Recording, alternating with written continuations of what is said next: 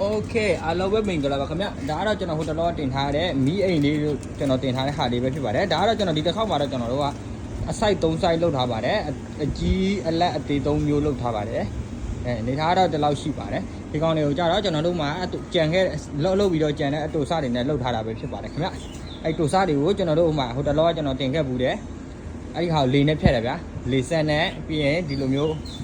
လေဟိုမှာကျွန်တော်တို့ထိုင်းနေခေါ်တာဖမ်းမလို့ခေါ်တယ်ဖမ်းမလာပါလားကျွန်တော်ခေါ်တာတော့မပြီးချင်မှလည်းပြီးမှာပေါ့နော်အဲ့ဒါနဲ့ဖြတ်တယ်ဖြတ်ပြီးတော့ကျွန်တော်တို့အဲ့ပတ်လေကိုမီးတွေဆွဲထားတာပေါ့နော်အဲ့ဗီဒီယိုဖိုင်တွေလည်းကျွန်တော်တင်ထားတာရှိတယ်မီးဆွဲပြီးတော့ဒီလိုမျိုးလေးတွေပြန်ဆက်ပါတယ်ဒီကောင်တော့လုံးဝမတိုက်ဘူးဒီတိုင်းပဲသွားမှာဖြစ်ပါတယ်ဒါသဘောဝဆက်ဆန်လေးပဲဖြစ်ပါတယ်အတွက်ကြောင့်မို့ဒီလိုပဲ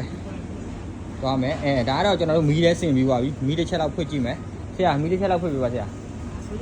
ဆရာဆောက်လို့ရှုပ်နေမှာမဟုတ်ဆရာမီးဖွင့်လိုက်ဆရာ